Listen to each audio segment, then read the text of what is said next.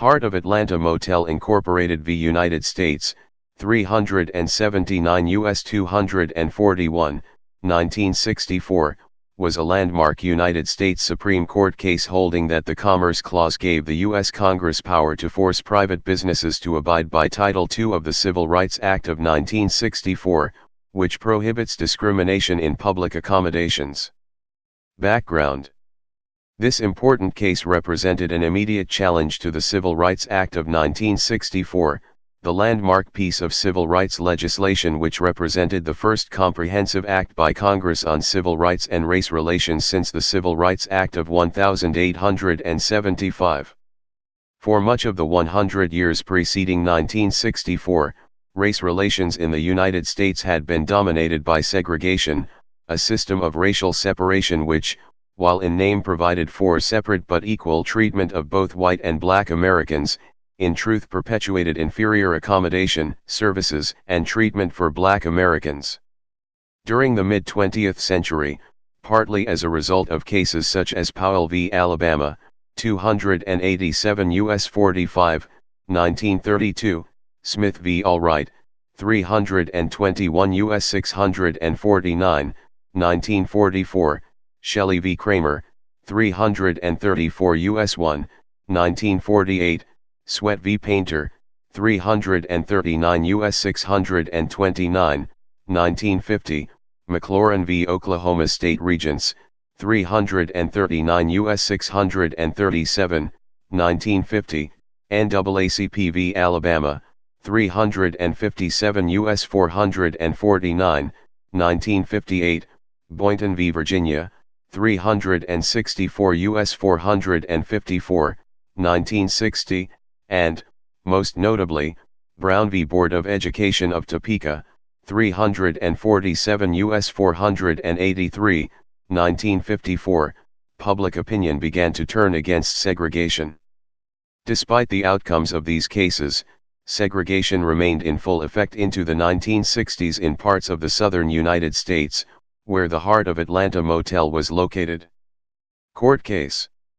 The Heart of Atlanta Motel was a large, 216-room motel in Atlanta, Georgia. In direct violation of the terms of the Civil Rights Act of 1964, which banned racial discrimination in public places, largely based on Congress's control of interstate commerce, the motel refused to rent rooms to black patrons.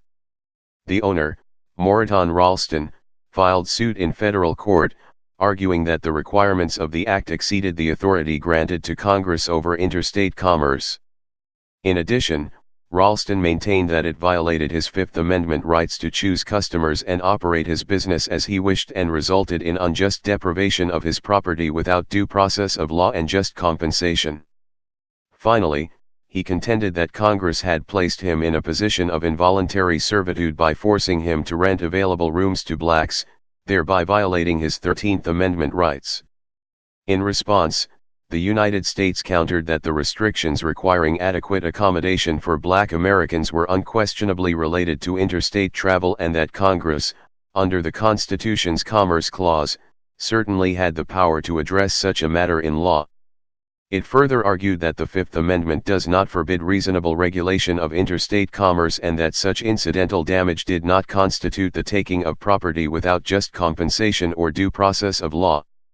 Lastly, it asserted that the 13th Amendment applies primarily to slavery and the removal of widespread disabilities associated with it, and so it undoubtedly would not place issues of racial discrimination in public accommodations beyond the reach of federal and state law. The United States District Court for the Northern District of Georgia ruled in favor of the United States and issued a permanent injunction requiring the Heart of Atlanta Motel Incorporated to refrain from using racial discrimination when providing services or goods to guests or the general public on its premises. The case was combined with the case of the future governor of Georgia Lester Maddox concerning his Pickwick restaurant and his case to refuse to serve blacks. Decision. The opinion of the court, announced on December 14, 1964, was delivered by Justice Tom C. Clark, with concurring opinions by Justice Arthur Goldberg, Justice Hugo Black, and Justice William O. Douglas. The U.S. Supreme Court held that Congress acted well within its authority under the Commerce Clause in passing the Civil Rights Act of 1964, thereby upholding the Act's Title II in question.